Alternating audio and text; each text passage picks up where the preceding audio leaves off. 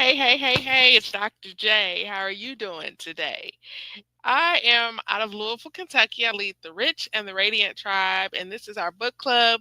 Be Your Future Self Now by Dr. Benjamin Hardy is our first book to kick off our club. We are on part one, and we are in the section that talks about threats, 7 threats to your future self. Let me make sure my microphone and everything so y'all can hear me clearly. So, there are 7 threats to your future self. And so that's what we've been reading about. And so if you are just now catching this, the first threat was without hope in your future, your present loses meaning. The second threat was a reactive narrative about your past stunts your future. And today we're reading the third threat on page 23. And that threat is, you ready? Being unaware of your environment creates random evolution. Being unaware of your environment creates a random evolution. There's 2 quotes listed here. One says, "You rise or fall to the expectations of those around you." And the other one is a quote by Jim Rohn: "You're the average of the 5 people you spend the most time with." Okay, page 24. If you got the book, get the book. If you don't have the book, then you can just listen while I read it to you, okay? So, in a famous study, a group of researchers told second and third grade teachers they wanted to study the learning of their students over the course of the school year. At the beginning of the school year, the teachers were privately told which students were gifted and which ones weren't based on IQ tests the researchers had given them. As expected, by the end of the school year, the gifted students showed extremely higher increase in learning and overall development than the non-gifted students. However, the researchers hadn't actually given the students IQ tests at the beginning of the school year. That's that matrix. Instead, they randomized which students were considered gifted and which ones weren't, simply to see if it would influence their results. Unconsciously and unknowingly, the teachers treated the gifted students differently than the non-gifted students. They expected more of those students, and those expectations became a self-fulfilling prophecy. We don't like to admit this, but our performance and results are often based on the expectations of those around us. Psychologists call this the Pygmalion effect. I don't know if I'm saying it right. Pygmalion effect. If you're around people who have low expectations for you, you'll fall to those standards. If you're around people with high expectations, you'll rise to those standards. We are all driven by our goals, but how often our goals unconsciously feed to us by our environment, but how often our goals unconsciously fed to us by our environment. Is it any wonder that my brother-in-law with 7 dentists on his mother's side became a dentist? Can we fault the woman surrounded by drugs as a child who turns to drugs for respite from her pain? The more mature you become, the more proactive and those you choose for yourself. The less mature you remain, the more reactive and unconscious the goals you pursue. Threat number 3 is being unaware of the impact of your environment on those goals. As the Wharton marketing professor Dr. Jonah Berger explains in his book Invisible Influence, just like atoms bouncing off each other, our social interactions are constantly shaping who we are and what we do. Interestingly, psychologists found that people prefer things not because of internal reasons, but simply because they've been repeatedly exposed to them. This idea is known as the mere exposure effect. Your desires are often the result of simply being exposed to something. For instance, research shows that people who were frequently exposed to cigarette reported a more positive attitude towards smoking. This is true of your peer group. The proximity effect predicts that you're more likely to be friends with the person who sits next to you in a class than the person who sits 2 rows ahead. The public speaker and author Zig Ziglar said, your input determines your outlook determines your output, and your output determines your future. Let me read that again. The public speaker and author Zig Ziglar said, your input determines your outlook, and your outlook determines your output, and your output determines your future. Better input leads to better thinking and ultimately better outputs. Garbage in, garbage out. Do you want better and bigger goals? A better future self? Then expose yourself to better perspectives and evolved people. Business strategist Charlie Jones stated, you will be the same person in 5 years as you are today, except for the people you meet and the books you read. By proactively changing your inputs of information, experiences, and people, you become aware of what you previously didn't know. You see what you previously didn't notice. You'll see what you previously didn't notice. You seek what you previously didn't want.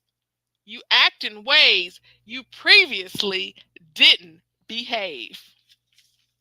Mindfulness is the skill of becoming aware of your context and how that context influences you. What is the context you're in? How is that context influencing you? What goals are you currently pursuing? What is the life you're presently living? How did you choose your life? Is your life the product of conscious choosing, or are you merely reacting to your environment? My headset feels like it's about to fall off. Okay. Are your surroundings governing you, or do you influence your environment?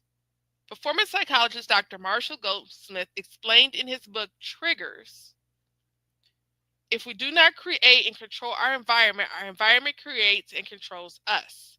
We live in a social media world designed to subconsciously influence and direct people's behavior, desires, interests, and identities.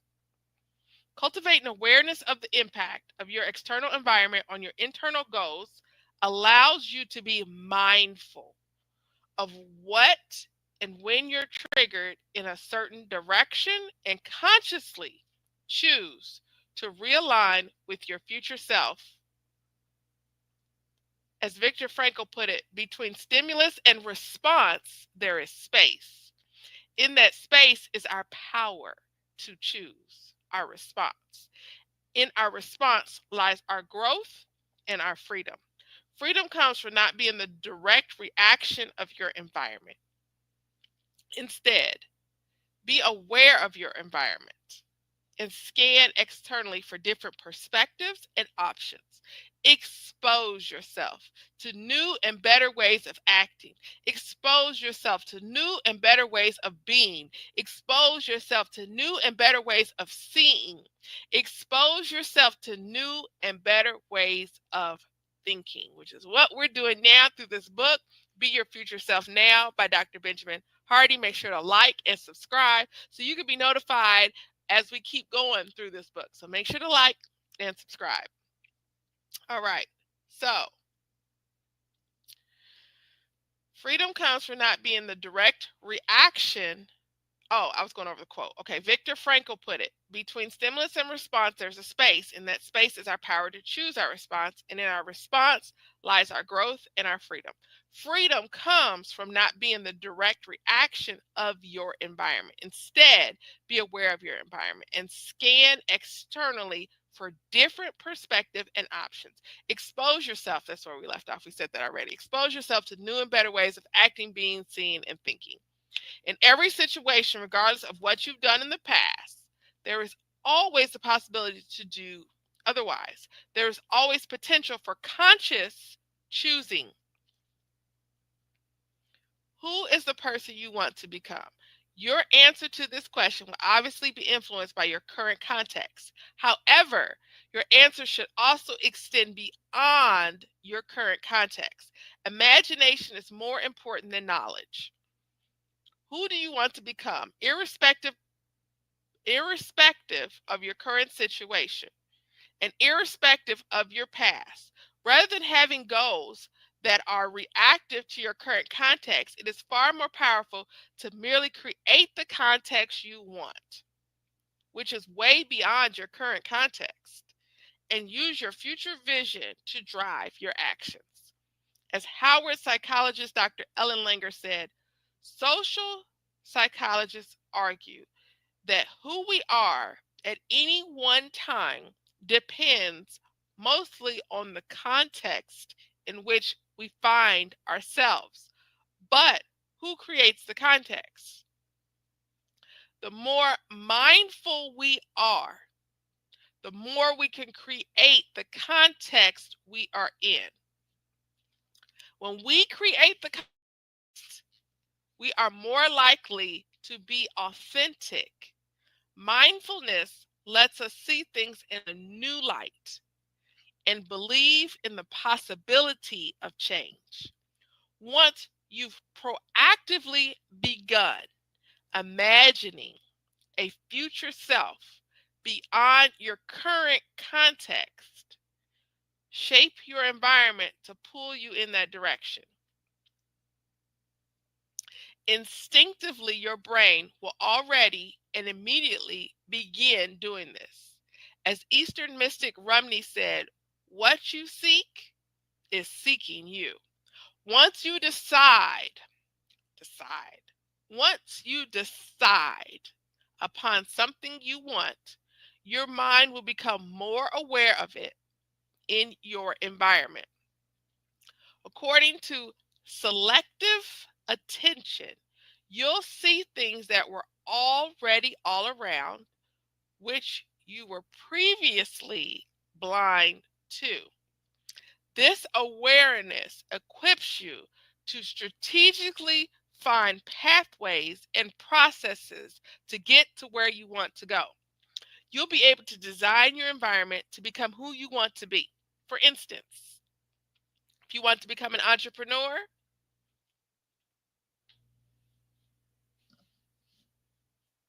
partner with Dr. J today, partner with drj.com. If you want to become an entrepreneur, surround yourself with successful entrepreneurs, not aspiring ones. To become healthy, surround yourself with people who are fit. If you want to become wealthy, go where abundance is the normal. Because the average of the people you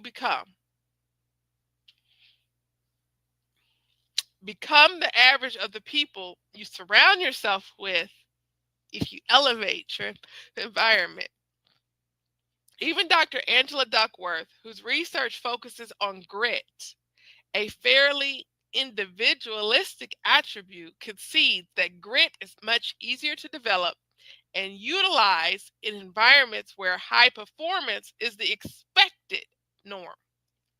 Becoming your desired future self involves aligning yourself with people who can help you get there. The mere exposure effect plus the Pygmalion effect, the one I butchered earlier. Humans adapt amazingly quickly. Who you align yourself with has massive repercussions. If you hang out with people who play video games and eat junk food, you'll quickly grow to like and even love those behaviors. Conversely, spend time around active and productive people. You quickly take on those traits. A true friend makes your future self bigger. As you align yourself personally and professionally with others, those relationships take you down certain paths. While some relationships are lifelong, most relationships are contextual. For instance, you may have a mentor or business partner who helps you for a period of time, But at a certain point, you may outgrow the relationship and need to find a new teacher or partner. What got you here won't get you there. It takes awareness, but also courage. It can be hard or scary to unalign with people you've been deeply connected with, but it can also be simple and respectful. Unaligning doesn't mean someone is wrong or bad. Frequently, your vision has evolved and that relationship is no longer taking you in a shared direction. To align yourself with specific people, you'll want to be transformational and not transactional in your mindset. This doesn't mean that transactions or economics won't take place, they usually will.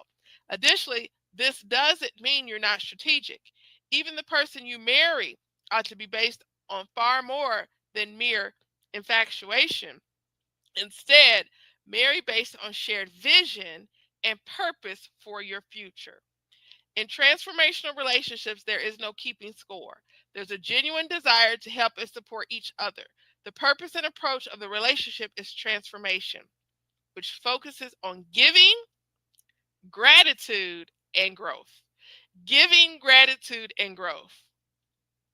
I'm going to write that one down because that is exactly why we're reading this book. Giving, where is my pen?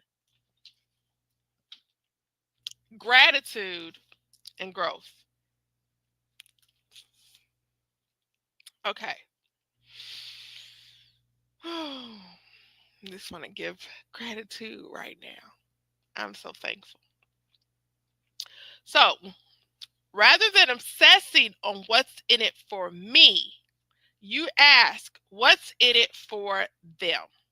You start the relationship by helping the other person better achieve their own goals. Transformational relationships can take you places you never expected to go. Your future self can become unpredictable, better, and bigger. Your future self can become unpredictably better and bigger. Transactional relationships can only take you so far. Your future self becomes greatly limited. So we want transformational relationships, not just transactional relationships. Threat number 3 is that your future self is the byproduct of your environment. Being mindful enables your environment to be the result of your conscious choosing. Choose well. You hear that? So make sure you like and subscribe so you can find out what threat number 4 is, which is really, really, really good. So get this book, Be Your Future Self Now, or make sure you tune in, like, subscribe to when we go live and share the next threat to our future self. This is amazing. This is all about giving, gratitude, and growth. I'm your girl, Dr. J, and I'm helping to empower and elevate you to your next level. Take care and have a blessed day.